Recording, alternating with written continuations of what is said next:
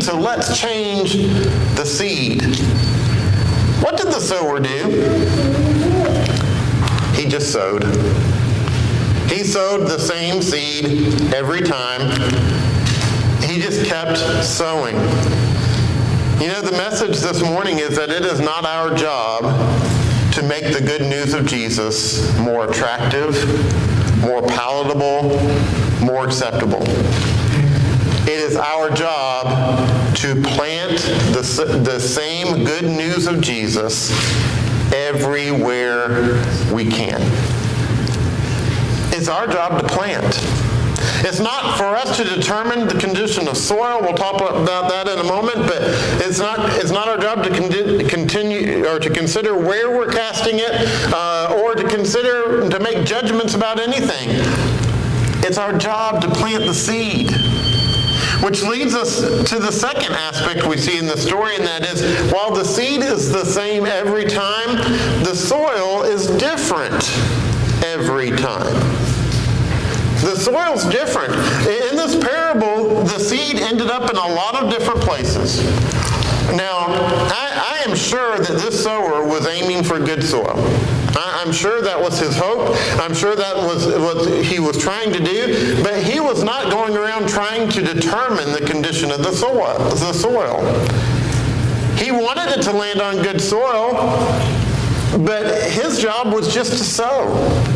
He just sowed the seed. And so what we have to recognize is that the condition of the soil determined the response, not the sower.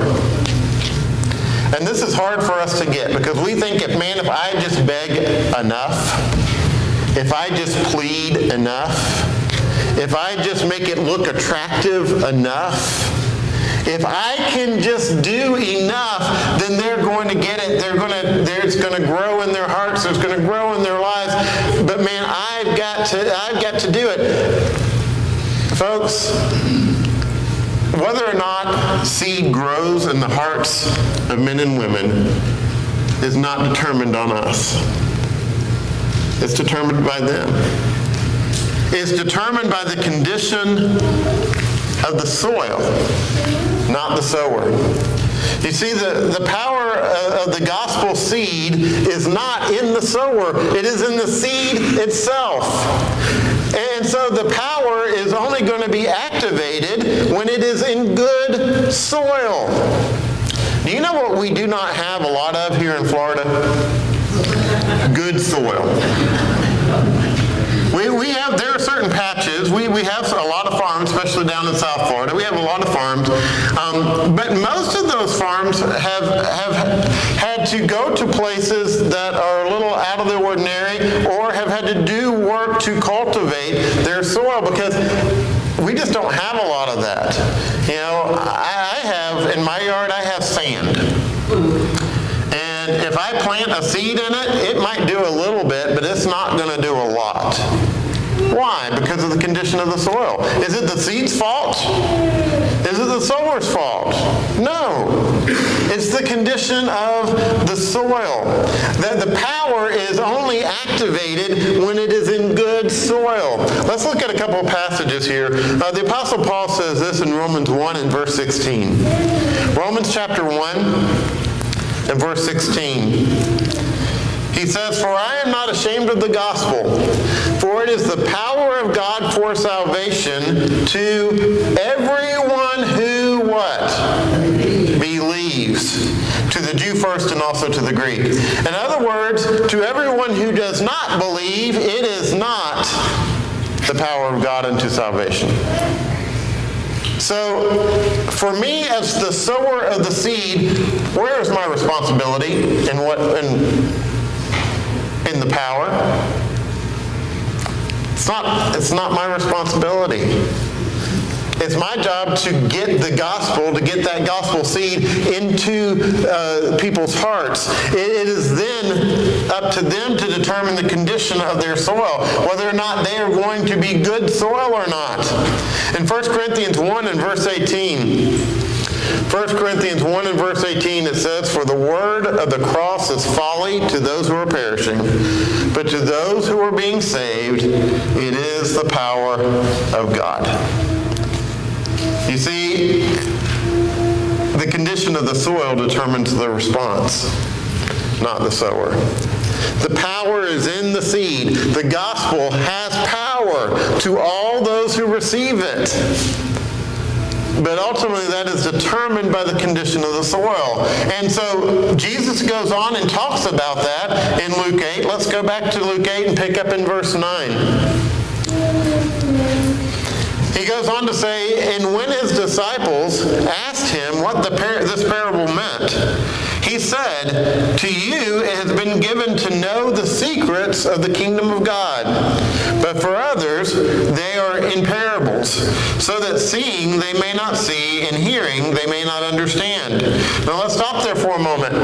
That sounds a little confusing unless you look at it within the context of what he's talking about here. He's talking about good soil versus bad soil, right? And so those who are good soil, they're going to get it. They're going to understand it. It's going to make sense to them. But those who are bad soil, they're just going to hear it as a story. It's not going to mean anything to them. They're not going to get it. They're not going to understand it. Let's read on. Verse 11. He says, now the parable is this. The seed is the word of God. The ones along the path are those who have heard. Then the devil comes and takes away the word from their hearts so that they may not believe and be saved. And the ones on the rock are those who, when they hear the word, receive it with joy, but these have no root. They believe for a while, and in time of testing they fall away. And as for what fell among the thorns, they are those who hear, but as they go on their way, they are choked by the cares and riches and pleasures of life, and their fruit does not mature. As for that in the good soil, they are those who, hearing the word, hold it fast in an honest and good heart, and bear fruit with patience. There are two things that I think we need to see from this passage that we just read, and the first is this. What you do with truth matters to you. What you do with truth matters to you. In other words, you determine the type of soil that you are going to be. It's up to you. You can choose to be the path where you allow Satan to turn your belief into doubt. You can choose to be the rock, and so you can believe today and it's gone tomorrow. You can choose to be the thorns where you love the Lord but you just love the world more. Or you can choose to be the soil, obediently believing that God is who He's called us, who is who He says He is, and growing and producing fruit. Acting in obedience, being what He has called us to be. You see, when you decide to do with the seed, or what you decide to do with the seed, matters to you. I don't have any control as a planter over what you decide to do or what type of soil you decide to be. Likewise, you don't have any control as a planter over what type of soil I decide to be. And so, what you decide to do with the seed, it matters to you. What you decide to do with God's truth matters to you. Paul says it this way in 1 Corinthians 15, verses 1 and 2. 1 Corinthians 15, verses 1 and 2. He says, now I remind you, brothers, of the gospel I preached to you, which you received, in which you stand, and by which you are being saved.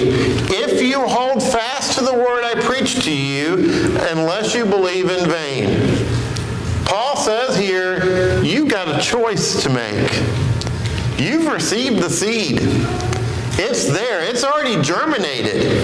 It's taken root. Now you have to decide if you're going to hold fast to that and you're going to be good soil. You see, what we do with God's truth matters to us.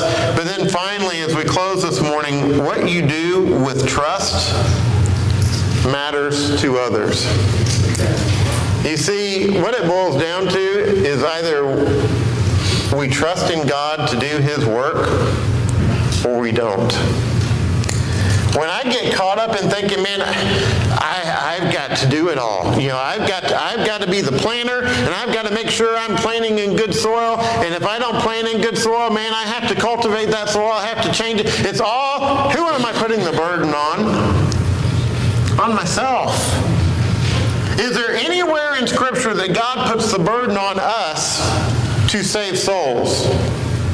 No. Because there's not a person in this room that saves souls. God does that.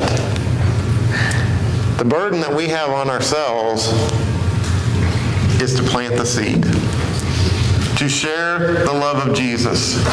And either we trust in God to do what He said He will do, or we don't. But that level of trust is going to matter to others. In 1 Corinthians 3, verses 6 and 7. 1 Corinthians 3, verses 6 and 7. The Apostle Paul says, I planted, Apollos watered, but God gave the growth. So neither he who plants nor he who waters is anything, but only God who gives the growth. You see, that is up to God. And either you trust God to do His work or you don't. And what happens is when we fail to trust God, we try to intervene. And we typically do one of two things. One is that we just stop planning. Well, look at all this work I did. I put forth all this effort. There wasn't anything that came from it. So guess what I'm not going to do anymore? I'm not going to plant. Or what we'll do is we'll plant over in an area, and somehow we've decided that geographical areas are more fertile than others. It's not geographical areas, it's individual hearts. And all we're looking for is that one heart that has decided to be good soil. And sometimes we might have to go through a lot of bad soil to get to the good soil. But I've encountered this over the years. We do things like door-knocking campaigns, or we'll have Vacation Bible School, and we'll canvass certain areas of a community, and we'll turn back and say, we canvassed that area 3 times. We didn't get any response, so obviously that's bad soil. We're not going to go back there again. We're not going to do anything over here in this area because they're bad soil. Folks, is that for us to determine? Either we trust God or we don't. And when we fail to trust God, oftentimes what we will do is we will just stop planning. Or we'll stop planning in a specific area when there could be that one person there who's just waiting to hear the gospel of Jesus. Another thing that we often do when we don't trust God is we just try to make the seed easier to receive. We try to dress it up a little bit. We try to make it more attractive. We try to figure out what we can do to just get the people in. Because if we can just get the people in, then we're going to accomplish something. Do you know what's interesting? When you look at the growth of the first century church, do you know how that growth happened? One-on-one. It was one-on-one. It was relationships. And the Lord added to the church daily those who were being saved. We'll go back and look at those who were being saved. Those who were gravitating towards what was happening in the church. And it was about relationships, building relationships. And the seed was planted again and again. It wasn't about making it more attractive. I have to question where our thoughts are when we think we have to make what God has done for us more attractive. Who are we? Who are we to think that we've got to somehow make it, put on flashy lights and somehow make it more palatable for people? It is the gospel of Jesus Christ. And for all those who choose to be good soil, what's it going to do? It's going to save their souls. It's not for us to make those determinations, but both of those responses, whether we choose just to stop planting or we choose to try to make the seed more attractive, both of those responses demonstrate a lack of faith in God. And both of these responses have eternal consequences. Do we trust in God to do His work? You see, the message this morning is ultimately that our job, our responsibility as Christians is to love God and to love others. That's our job.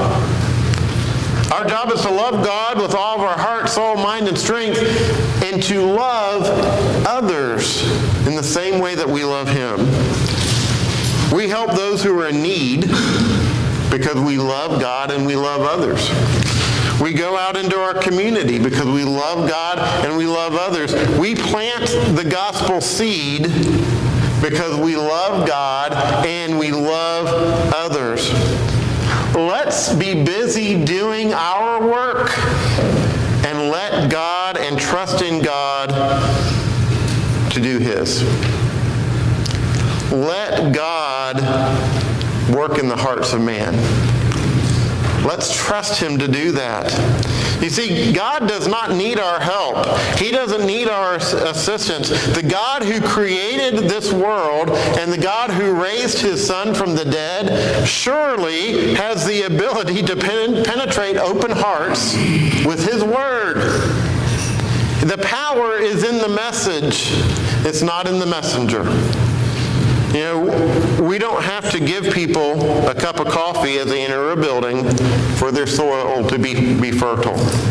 There's nothing wrong with doing that, but that's not going to make their soil fertile. We don't have to provide some sort of concert in order for someone's heart to be open to the gospel. Either a person chooses to be good soil or they don't. We are simply called to plant. You know, I've heard all kinds of theories about why the church isn't growing today. And most of them aren't our fault, right? Well, it's the time. People aren't open to the gospel anymore. People don't want to hear. You know, it's just, you know, we have an older population, and it's just, we're just not as spry as we used to be. We hear all kinds of things. You know what it boils down to? We're not doing our job. We've got to be planners. We've got to be planters, and one thing that God promises us is that when we plant, He will provide the increase. And so let's just be about the business of doing our job, loving God and loving others. And part of loving others is giving them what they need most. And that is the loving message of what Jesus Christ has done for them. You see, when we do that, it's going to land on some poor soil at times. It's going to land on the rocks, and it's going to land in the thorns. But it's also going to land on good soil. You know, I think about that farmer who's out there sowing his seed, the farmer Jesus is talking about in this parable. He's out there sowing his seed. What if he had decided, you know, I'm only going to sow half of my seed? Because obviously there's a lot of bad soil here, and I don't want the bad soil to get seed, so I'm just going to sow half of my seed. It's that much less seed that has the opportunity to land on good soil. But folks, let's not limit the seed. Let's just go around everywhere we can and plant the seed of the gospel of Jesus Christ. Because the power is in the message, not in the messenger. If you're subject to the invitation, we invite you to come and stand, and as we sing.